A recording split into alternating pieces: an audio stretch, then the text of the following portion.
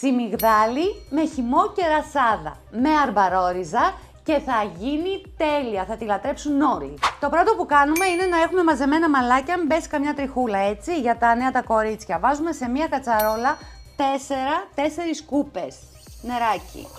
Βάζουμε στο νεράκι 3 σκούπες ζάχαρη, ανακατεύουμε, θέλουμε να βράσει η ζάχαρη με το νερό, όπως σιρόπι, ξέρετε, και εδώ έρχεται το μυστικό μας, δηλαδή θα σας δείξω πόσο βάζω εγώ, είπαμε και ρασάδα.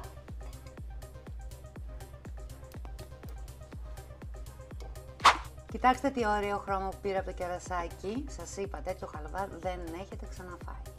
Μία κούπα ηλιέλαιο μέσα σε μία μεγάλη κατσαρόλα.